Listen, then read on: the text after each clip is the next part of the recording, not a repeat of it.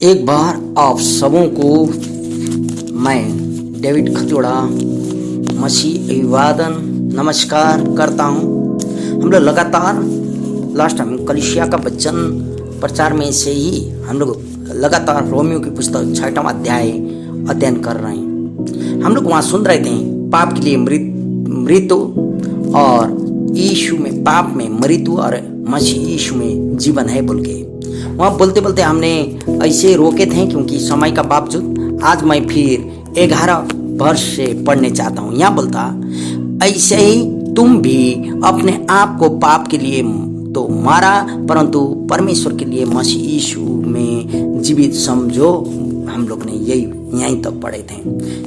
मेरे प्रियो, पाप में मरा हुआ और मसीह यीशु में जीवित समझना आप पर मेरे लिए कर्तव्य है, क्योंकि 12 पद से ऐसा बोलता, इसलिए पाप तुम्हारे नश्वर शरीर में राज्य न करे कि तुम उसकी लालसाओं के अधीन रहो, और न अपने अंग को अधर्म के हथियार होने के लिए पाप को सौंपो, पर अपने आप को मरे हुओं में से जी उठा हुआ जानकर परमेश्वर को सौंपो, और अपने अंगों को धर्म के हथियार होने के लिए परमेश्वर को सौंपो। तब तुम पर पाप की प्रभुता न होगी, क्योंकि तुम व्यवस्था के अधीन नहीं परंतु अनुग्रह के अधीन हो। हालेलुया। मेरे प्रियो, जब हम लोग 12 पद से हम लोग पढ़ रहे हैं ना, एक विश्वासी पाप के लिए मर चुका है। मेरे प्रियो, हम उस दिन बता रहे थे उसके अनुभव में उसको यह अनुभव को कार्यान्वित करना है, जीवन में प्रयोग में ले आना है। वो पाप के लिए मर चुका है, यह उसको विश्वास करते हुए वही आधार में उसको कार्य में ले आना है। वो जिंदा है मसीह यीशु में। पौलुस ने आज्ञा दिया है, इसलिए पाप को राज्य न करने दो बोलता, जैसा कि उद्धार से पहले वह कर रहा था। एक व्यक्ति जो उद्धार पाया व्यक्ति उद्धार पाने के आगे वो ऐसा ही करता था। इसका अनुभव आप और मेरे जीवन में पाप को राज्य करने नहीं देने का है। मेरे प्रियो, जब लोगों के जीवन और शरीर में पाप राज्य करता है ना, तो वे उसकी बुरी लालसाओं को आज्ञा पालन करते हैं। मालूम है, पाप का बुरी लालसाओं को ही पाप का आज्ञा को पालन होता और पाप का दास बन जाता है एक आदमी। 6 पढ़ने से वो बात आप समझते हैं। एक व्यक्ति को अपनी लालसाओं के अधीन करने के द्वारा वह पाप का दास बन जाता है। वो जो चाहता वही चीज वो करने चाहता है। क्यों? क्योंकि लालसा बोलने से यूनानी में ग्रीक में बोलता इपिथीमया बोलता, जिसका अर्थ होता लालसाओं बोलता। इसमें अच्छी भी होती या बुरी भी हो सकती है मेरे प्रियो। और पाप है तब तो यहाँ बुरी लालसा उसके जीवन में भर जाता है। लेकिन 13 पद क्या बोलता, सुने। 13 पद ऐसा बोलता है, और न अपने अंगों को अधर्म के हथियार होने के लिए पाप को सौंपो, पर अपने आप को मरे हुओं में से जी उठा हुआ जानकर परमेश्वर को सौंपो, और अपने अंगों को धर्म के हथियार होने के लिए परमेश्वर को सौंपो बोलता। हालेलुया।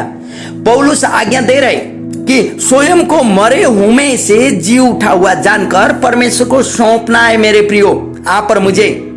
और अपने अंगों को धर्म के हथियार होने के लिए परमेश्वर को सौंपना होगा मेरे प्रियो। आज आप और मैं क्या कर रहा हूं, क्योंकि एक समय वे पाप में मृतक थे या मरा हुआ था, क्योंकि इफिसियों की पुस्तक 2:1 पढ़ने से हम लोग वहां जानते हैं, परंतु अब उनको नया जीवन दिया गया है। यही 11 पद आपने पढ़ चुके हैं। ऐसे ही तुम भी अपने आप को पाप के लिए मरा हुआ परमेश्वर के लिए मसीह यीशु में जीवित समझो बोलता ना, नया जीवन दिया हुआ है। यह आपको समझना होगा मेरे प्रियो। शरीर का पाप को चाहे अधर्म हो इसके लिए नहीं, परंतु धार्मिकता की उन्नति के लिए प्रयोग करना है मेरे प्रियो। एक उद्धार पाया हुआ व्यक्ति, आप और मैं यदि उद्धार पा लिए तो आप और मेरा शरीर को धार्मिकता के लिए प्रयोग करना होगा। 14 पद क्या बोलता, सुनिए। तब तुम पर पाप की प्रभुता न होगी, क्योंकि तुम व्यवस्था के अधीन नहीं वरन अनुग्रह के अधीन हो बोलता। हालेलुया। परमेश्वर की योजना है कि पाप तुम्हारा स्वामी नहीं होगा बोलता। इसका मतलब आप और मेरा स्वामी पाप नहीं होगा, आप और मैं पाप के दास नहीं होंगे, क्योंकि आप और मैं व्यवस्था से अलग होकर प्रभु यीशु का मृत्यु के द्वारा, जी उठने के द्वारा, प्रभु यीशु का अनुग्रह में, अनुग्रह से ही धार्मिक ठहरे। अभी हम यीशु के दास हैं। हालेलुया। इसलिए तो 15 और 16 पद क्या बोलता सुने। तो क्या हुआ, क्या हम इसलिए पाप करें कि हम व्यवस्था के अधीन नहीं वरन अनुग्रह के अधीन हैं? कदापि नहीं। क्या तुम नहीं जानते कि जिसकी आज्ञा मानने के लिए तुम अपने आप को दासों के समान सौंप देते हो, उसी के दास हो, चाहे पाप के जिसका अंत मृत्यु है, चाहे आज्ञाकारिता के जिसका अंत धार्मिकता है। हालेलुया। मेरे प्रियो, आप पर मुझे एक बात याद करना होगा, जैसे कि प्रभु यीशु ने भी कहा, कोई भी दो स्वामियों की सेवा नहीं कर सकता। तुम पैसा और परमेश्वर दोनों की सेवा नहीं कर सकते हो, बल्कि मत्ती का 6 का 24, लूका का 16 का 13 पद में प्रभु ने आप और मुझे कह चुका है। इसलिए पौलुस ने भी यह दर्शाया, या यह पौलुस भी कहने चाहता है कि पाप का दास होना मृत्यु तक पहुंचना है। मेरे प्रियो, यह केवल शारीरिक मृत्यु नहीं या आत्मिक मृत्यु केवल नहीं, परंतु सामान्य रूप से मृत्यु है। पाप करने के अटल और स्वाभाविक परिणाम स्वरूप आया हुआ मृत्यु। दूसरी ओर आज्ञाकारिता का धार्मिकता जो अनंत जीवन या महिमा के तुल्य है। मेरे प्रियो, वो मृत्यु पाप आता आज्ञा उल्लंघन करने से आया था बोल के हमने क्लियर कर चुके थे, लेकिन आज्ञा पालन करने से अनंत जीवन या परमेश्वर का महिमा का तुल्य होते हैं।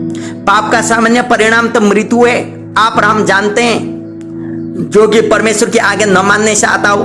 धार्मिकता सामान्य परिणाम है परमेश्वर की आज्ञा मानने और उनके लिए जीने का। मेरे प्रियो, यही 6 अध्याय का 17 और 18 पद यदि आप पढ़ेंगे तो यहाँ ऐसे बोलता, परंतु परमेश्वर का धन्यवाद हो कि तुम जो पाप के दास थे और मन से उस उपदेश को मानने वाले हो गए जिसके सांचे में डाले गए हो, और पाप से छुड़ाए जाकर धर्म के दास हो गए हो। हालेलुया।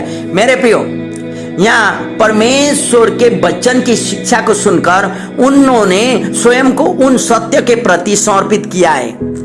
जब हम लोग देखते हैं एक विश्वासी का जीवन में परमेश्वर में समर्पण होना प्रमाणित करता है, सुसमाचार के अनुसार वो बपतिस्मा लेता है और बपतिस्मा के द्वारा वो पुष्टि करता है कि वो यीशु प्रभु में विश्वास करता है। परिणाम यह होता है कि मेरे प्रियो, पाप से स्वतंत्र का अनुभव वह करने लगता है। परंतु यह भी दर्शाता कि मसीहों को पाप के अधीन नहीं होना चाहिए, क्योंकि वे उसके लिए मर चुके हैं। मीन्स पाप के लिए आप और हम मर चुके हैं और अब उसके दास नहीं है। मेरे प्रियो, यह परमेश्वर की योजना के बिल्कुल विपरीत है कि धार्मिकता के दास पाप के दास बन जाएं। यह परमेश्वर कभी नहीं चाहता है। मेरे प्रियो, इसलिए 17-18 में बोलता है। लेकिन 19 पद में क्या बोलता है सुने, हम पढ़ रहे हैं 19 पद में, मैं तुम्हारे शारीरिक दुर्बलता के कारण मनुष्यों की रीति पर कहता हूं कि जैसे तुमने अनेक अंगों को कुकर्म के लिए अशुद्धता और कुकर्म के दास करके सौंपा था, वैसे ही अब अपने अंगों को पवित्रता के लिए धर्म के दास करके सौंपो बोलता। हालेलुया। मेरे प्रियो, दास जब हम लोग बोलते हैं ना, दास का बात हम लोग करते हैं, पौलुस यहाँ वही दास के बारे में लिखता है। परमेश्वर अपनी संतान को दासत्व में नहीं रखता है, कभी भी रखने नहीं चाहता है, परंतु दासत्व का सटीक रूप से एक नया जीवन प्राप्त न किए हुए व्यक्ति का पाप और शैतान के राज्य का संबंध को वर्णन करता है। जब हम लोग दासत्व बोलते हैं तो उद्धार नहीं पाए हुए लोगों का वर्णन हम लोग जानते हैं। इसलिए पौलुस ने वहां दासत्व का प्रयोग किया है। मेरे प्रियो, आप और हम दास नहीं है। उद्धार न पाए हुए रोमियों ने अपने शरीर को अशुद्धता और हमेशा बढ़ते अशुद्धता में हमेशा बढ़ते गए थे। यहाँ रोमी का पुस्तक विशेष रोमी विश्वासियों के लिए लिखा गया था, और वो उद्धार नहीं पाए हुए जो रोमी लोग थे वो लोग अपना शरीर को अशुद्धता में देते थे कुकर्मा में वो लोग सौंप दिया करते थे। ये लोग सो इच्छा पूर्वक पाप का दास बन गए थे। अपना शरीर जो चाहता वही वो लोग कर देते थे और पवित्रता की ओर पहुंच नहीं पाए थे। तब तो यहाँ प्रभु का वचन परमेश्वर का दास पौलुस कहता, आप लोग अभी पाप के लिए मर चुके हो और अभी आप लोग अनंत जीवन में प्रवेश किए हो, उद्धार पा चुके हो। तो यीशु आपका पाप के लिए मारा गया बोल के यहाँ पौलुस क्लियर करता। सुसमाचार का प्रत्युत्तर विश्वास द्वारा देने और यीशु मसीह को ग्रहण करने से एक व्यक्ति के लिए सब कुछ पूर्ण होता है मेरे प्रियो। उलट पुलट उसका उलट हो जाता, पाप में जो था उसका जस विपरीत धर्म में आ जाता है मेरे प्रियो। वह अब पाप से स्वतंत्र कर दिया गया है।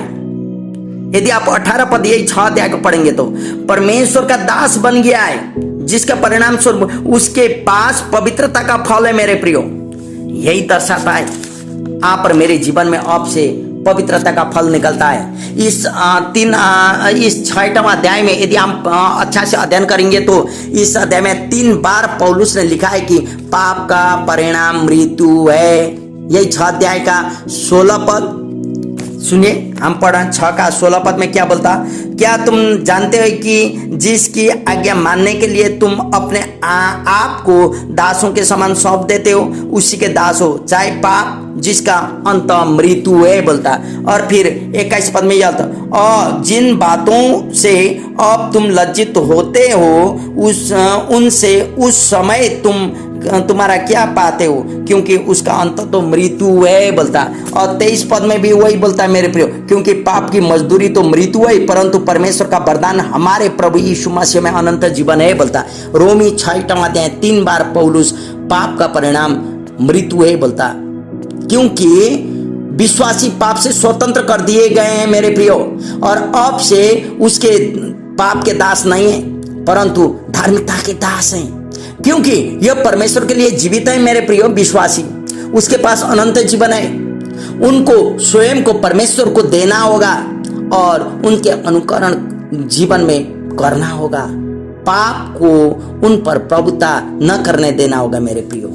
इसलिए आज मैं आप लोगों को यह उत्साहित करने चाहता हूं, यदि पाप में बने रहेंगे तो हम लोग का मृत्यु है, लेकिन प्रभु यीशु में आप और मैं अनंत जीवन प्राप्त कर चुके हैं, जीवन पाए। हम लोग यीशु मसीह का मृत्यु के द्वारा और पुनरुत्थान के द्वारा और स्वर्ग जाने के द्वारा और यीशु मसीह का लहू के द्वारा आप और मैं उद्धार पा चुके हूँ। अभी हम लोग पाप के दास नहीं, प्रभु यीशु के दास हैं। पाप से स्वतंत्र किए हैं, अनुग्रह में जीवित रहे व्यक्ति हैं मेरे प्रियो। यही बात को याद करें। आज परमेश्वर का अनुग्रह आप और मेरे लिए काफी है। आने वाला दिन मैं लगातार जाऊंगा, क्योंकि पौलुस बहुत बार आप और मेरे जीवन में मिलते हुए वचन को कहता है। जब आप 7वां अध्याय को 18 और 20 पद को पढ़ेंगे तो वहाँ ऐसा बोलता है, 7वां अध्याय वचन 18 और 20 पद, 18, 19, 20, क्योंकि मैं जानता हूं कि मुझ में अर्थात मेरे शरीर में कोई अच्छी वस्तु वास नहीं करती। इच्छा तो मुझ में है, परंतु भले काम मुझसे बन नहीं पड़ते, क्योंकि जिस अच्छे काम की मैं इच्छा करता हूं वह तो नहीं करता, परंतु जिस बुराई की इच्छा नहीं करता वही किया करता हूं। अतः यदि मैं वही करता हूं जिसकी इच्छा नहीं करता हूं, तो उसका करने वाला मैं न रहा, परंतु पाप जो मुझ में बसा हुआ है बोलता। मेरे प्रियो, यदि आप और मेरा जीवन में भी ऐसे है तो आप और मैं पाप के दास में। निष्कर्ष में समर्थन के रूप में पौलुस यह व्याख्या करता है कि इच्छा तो मुझ में है, परंतु भले काम मुझसे नहीं बन सकती बोलता। पौलुस यहाँ क्यों ऐसा बोलता है? पौलुस ने मान लिया कि एक विश्वासी होने के बाद भी उसके भीतर पाप का बीज वास करता है। मैं बता रहा था ना, जो कि किसी समय उसका स्वामी था, मीन्स पाप, और जो अब भी स्वयं को उसके द्वारा व्यक्त करता है, उन बातों को करने के द्वारा जिनको वह करना नहीं चाहता, और उन बातों को नहीं करने के द्वारा जो वह करना चाहता है। यह समस्या समस्त विश्वासियों के लिए सामान्य बन रहा है मेरे प्रियो। पौलुस यहाँ क्या कहता है? एक बात आपको और मुझे याद करना होगा, हम लोग पाप से छुटकारा पा चुके हैं, थे अलगाव हो चुके हैं, लेकिन पाप अभी भी पापी स्वभाव आप और मेरे जीवन में कहाँ कहाँ छिप के रहा हुआ है। और इसलिए पौलुस बोलता है जो चीज मैं करने नहीं चाहता वही मुझसे हो जाता है, जो कुछ चीज मैं करने चाहता हूँ वो चीज नहीं होता। एक साधारण विश्वासी का जीवन को लेना, कोई विश्वासी कह रहा था भैया पास्टर जी हम लोग बपतिस्म तो हम उपवास बैठने चाहते हैं, लेकिन जब निर्णय कर लेते हैं तो उसी दिन कोई ना कोई समस्या आ जाता है या झगड़ा होता है या कुछ होता है, मैं परमेश्वर के साथ समय बिता नहीं पाता हूँ। मेरे प्रिय क्यों? जो चीज मैं करने चाहता हूँ वो नहीं होता बोलता, इसका मतलब उसका ही नहीं। सब विश्वासियों के ऊपर में यही होता। पौलुस यहाँ अपने आप को एक उदाहरण के जीवन दे रहा है। मेरे प्रियो, आज से आप और मैं सतर्क रहें, प्रभु यीशु में जीवन पाएं और पाप का मृत्यु से आप और मैं अलग हो चुके हैं, यीशु में उद्धार है और यीशु मसीह में जीवन है। मेरे प्रियो, प्रभु आप सबों को आशीष दे, इस छोटा सा वचन को समझने में पवित्र आत्मा कार्य करे। आइए हम लोग प्रार्थना करें। पवित्र परमेश्वर पिता, आज के वचन के लिए मैं धन्यवाद देता हूँ। जो भी जहाँ से भी सुन रहे प्रभु, अभी कोई हॉस्पिटल में बैठ के सुन रहे हैं, कोई रोग बीमार में पड़ के सुन रहे हैं, तो यीशु के नाम में उन लोगों को छू और चंगाई कर दे। और प्रभु कोई अभाव अपुग में होते हुए वो लोग ये वचन को सुन रहे थे, यहोवा जारे बनते वो लोगों का अभाव को दूर कर दे, ओ यहोवा रफा बनते वो चंगाई कर दे। और परमेश्वर पिता कोई लोग अशांति में, तो आज तू उन लोगों को ओ प्रभु यहोवा सालों के शांति दे, अनुग्रह कर प्रभु हर एक के जीवन में तेरा मृत्यु और तेरा जी उठाए और तेरा अनुग्रह को लोग समझ पाए। प्रभु मैं धन्यवाद देता हूँ। तू नहीं चाहता कि कोई भी हम लोग पाप का दास बने, लेकिन तू चाहता है कि हर एक लोग पाप से छुटकारा पाए। तो अनुग्रह कर समस्त ये वचन सुनने वाला लोगों के ऊपर में आशीष दे, महिमा का तू ले, यीशु का नाम में, आमीन।